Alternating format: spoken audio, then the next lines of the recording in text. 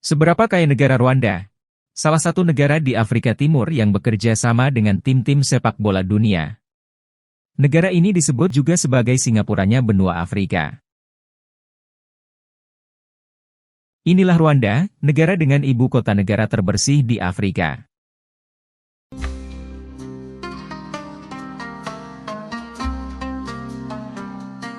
Kigali, ibu kota Rwanda, dikenal sebagai salah satu kota terbersih di Afrika. Pemerintah Rwanda memberlakukan kebijakan ketat terkait kebersihan dan lingkungan, termasuk pelarangan kantong plastik sejak tahun 2008. Rwanda memberdayakan masyarakat untuk terlibat langsung dalam kegiatan kebersihan lingkungan. Program-program seperti Umuganda, sebuah kegiatan gotong royong bulanan yang melibatkan seluruh warga negara. Rwanda terletak di Afrika Timur, berbatasan dengan Uganda di utara, Tanzania di timur, Burundi di selatan, dan Republik Demokratik Kongo di barat. Negara ini dikenal dengan sebutan Negara Seribu Bukit, karena memiliki banyak bukit dan pegunungan.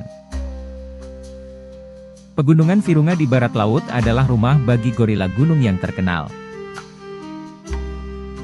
Rwanda memiliki luas wilayah sekitar 26.338 km persegi. Dengan luas ini, Rwanda adalah salah satu negara terkecil di benua Afrika, tetapi memiliki kepadatan penduduk yang tinggi dibandingkan dengan banyak negara lainnya di kawasan tersebut. Rwanda memiliki iklim tropis dengan dua musim hujan utama, yakni dari Februari hingga Mei dan dari September hingga Desember. Musim kemarau berlangsung dari Juni hingga September dan dari Desember hingga Februari. Rwanda terkenal dengan konservasi gorila gunungnya. Taman Nasional Vulkanos adalah salah satu dari sedikit tempat di dunia di mana pengunjung dapat melihat gorila gunung yang terancam punah dalam habitat alami mereka. Pariwisata berbasis konservasi menjadi sumber pendapatan penting bagi negara ini. Rwanda memiliki 3 bahasa resmi, yaitu Kinyarwanda, Perancis, dan Inggris. Bahasa Kinyarwanda digunakan secara luas di seluruh negeri. Rwanda memiliki 3 kelompok etnis utama, yaitu Hutu, Tutsi, dan Tewa. Hutu merupakan kelompok etnis terbesar di Rwanda, mencakup sekitar 85% dari populasi. Mereka terutama bekerja sebagai petani. Tutsi, menyumbang sekitar 14% dari populasi. Tutsi secara historis lebih terlibat dalam peternakan dan memiliki peran penting dalam pemerintahan dan kepemimpinan sebelum era kolonial. Kelompok etnis Tewa adalah kelompok terkecil, sekitar 1% dari populasi. Mereka adalah pemburu pengumpul asli dan sering dikaitkan dengan kehidupan di hutan. Tewa memiliki sejarah panjang namun seringkali termarginalkan dalam masyarakat Rwanda. Sejarah genosida di Rwanda. Genosida Rwanda, juga dikenal sebagai genosida terhadap Tutsi, adalah pembersihan etnis Tutsi yang terjadi selama 100 hari antara 7 April dan 15 Juli 1994 selama Perang Saudara Rwanda. Rwanda memiliki sejarah yang penuh dengan perubahan dan konflik, termasuk kolonialisasi oleh Jerman dan Belgia. Belgia, yang menguasai Rwanda setelah Perang Dunia Pertama, menerapkan kebijakan divide and rule, yang memperparah perpecahan etnis dengan mendukung minoritas Tutsi sebagai elit penguasa atas mayoritas Hutu. Pengenalan kartu identitas etnis oleh Belgia memperkuat identifikasi dan diskriminasi berdasarkan etnis. Setelah kemerdekaan Rwanda pada tahun 1962, ketegangan etnis terus berlanjut. Pemerintahan yang didominasi oleh Tutsi dan Hutu sering mengalami konflik. Pada tahun 1990, Front Patriotic Rwanda, RPF, yang sebagian besar anggotanya adalah pengungsi Tutsi, melancarkan serangan dari Uganda, memicu perang saudara yang berlangsung hingga 1993. Ketika terjadi perjanjian damai yang tidak stabil. Pada 6 April 1994, pesawat yang membawa Presiden Habyarimana, yang merupakan etnis Hutu ditembak jatuh. Kematian presiden menjadi pemicu langsung bagi genosida, dengan Hutu ekstremis menuduh RPF dan menggunakan insiden ini sebagai dalih untuk melancarkan pembantaian. Pemerintahan yang dipegang oleh orang Hutu dan milisi Interahamwe terlibat secara aktif dalam pembantaian. Hutu ekstremis telah lama mempersiapkan genosida dengan propaganda kebencian melalui media, terutama Radio Television Libre des Mille Collines, RTLM, yang menyebarkan pesan-pesan kebencian terhadap Tutsi dan moderat Hutu. Bahkan di dalam keluarga Hutu yang berpasangan dengan Tutsi tega membunuh pasangannya. Pada Juli 1994, RPF berhasil merebut ibu kota Kigali dan menghentikan genosida. Pemerintah baru yang dipimpin oleh RPF di bawah Paul Kagame memulai proses pemulihan negara.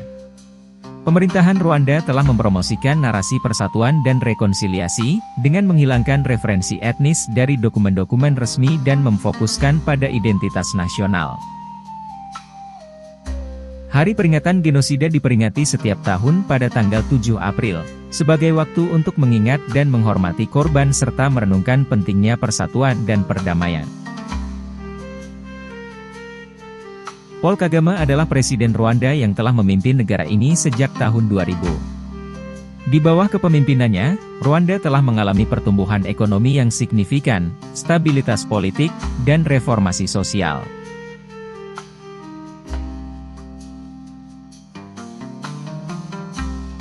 Kagame sering disebut-sebut sebagai salah satu pemimpin Afrika yang paling berpengaruh. Rwanda tidak termasuk negara kaya di benua Afrika jika diukur dari produk domestik bruto, PDB, per kapita atau pendapatan per kapita. Namun, Rwanda sering disebut sebagai salah satu negara dengan pertumbuhan ekonomi tercepat di Afrika dalam beberapa dekade terakhir. Meski mengalami pertumbuhan yang signifikan, PDB per kapita Rwanda masih relatif rendah dibandingkan dengan negara-negara Afrika yang lebih kaya seperti Afrika Selatan, Nigeria, atau Mesir. Pada 2023, PDB per kapita Rwanda diperkirakan sekitar $850 USD, yang menempatkannya di bawah rata-rata benua Afrika.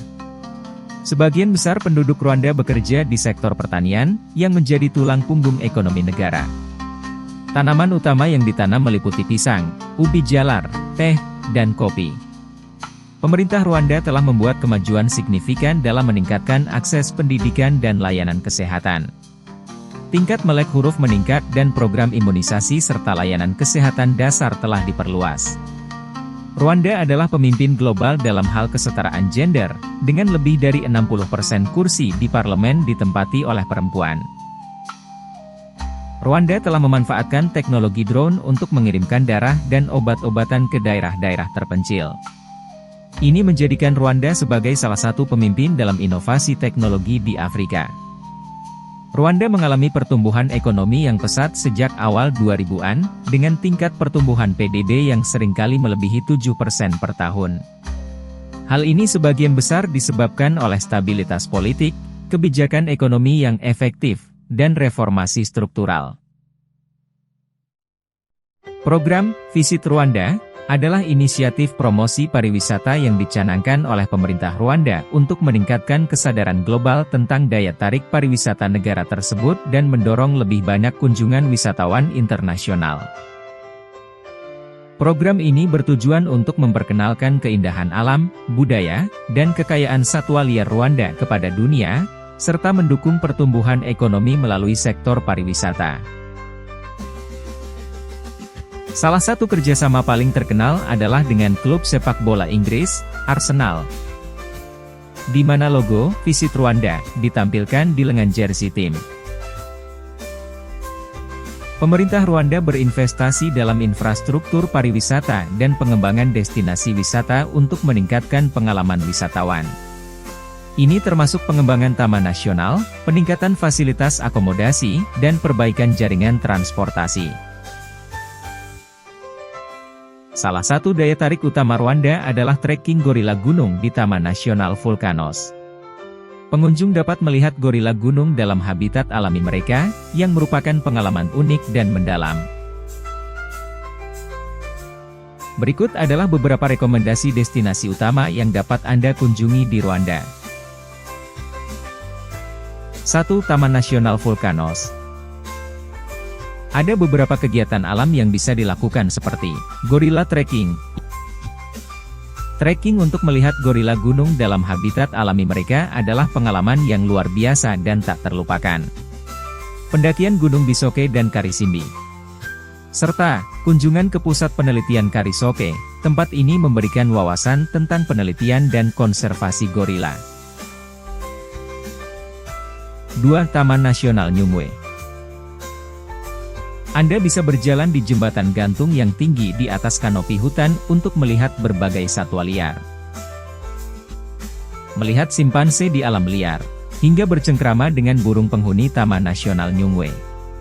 Taman ini adalah surga bagi pengamat burung dengan lebih dari 300 spesies burung yang teridentifikasi. 3. Taman Nasional Akagera. Akagera adalah satu-satunya taman nasional di Rwanda yang menawarkan safari dengan berbagai satwa liar termasuk Big Five, singa, gajah, badak, kerbau, dan macan tutul. Ada juga Danau Ihema. Menyusuri danau dengan perahu untuk melihat kuda Nil, buaya, dan berbagai burung air. 4. Selain Danau Ihema yang terdapat di Taman Nasional Akagera, kalian juga bisa mengunjungi Danau Kivu. Berkunjung ke Pulau Nkombo dan Pulau Napoleon di kawasan Danau Kivu, pulau-pulau ini menawarkan pemandangan indah dan peluang untuk berinteraksi dengan komunitas lokal. 5. Kigali, Ibu Kota Rwanda. Beberapa tempat menarik untuk dikunjungi antara lain Kigali Genocide Memorial. Tempat ini memberikan wawasan mendalam tentang sejarah genosida Rwanda dan upaya rekonsiliasi negara. Pasar Kimironko, pasar terbesar di Kigali, menawarkan berbagai produk lokal seperti kerajinan tangan, buah-buahan, sayuran, dan tekstil. Museum dan galeri seni. Kigali memiliki beberapa museum dan galeri seni yang menampilkan seni kontemporer dan tradisional Rwanda. Terakhir rekomendasi dari saya, jangan lupa untuk mengunjungi desa-desa budaya dan tradisional, seperti Desa Budaya Ibi Iwacu, menyediakan pengalaman untuk belajar tentang budaya dan tradisi Rwanda melalui tarian, musik, dan kerajinan tangan. Lalu ada Desa Kitabi, menawarkan wawasan tentang kehidupan pedesaan dan partisipasi dalam aktivitas sehari-hari seperti memasak tradisional dan pertanian. Waktu terbaik untuk mengunjungi Rwanda adalah selama musim kemarau, dari Juni hingga September dan dari Desember hingga Februari. Pastikan Anda memiliki visa yang diperlukan dan izin untuk gorilla trekking yang harus dipesan jauh-jauh hari karena kuotanya terbatas. Dengan berbagai destinasi dan aktivitas yang menarik, Rwanda menawarkan pengalaman wisata yang beragam dan tak terlupakan.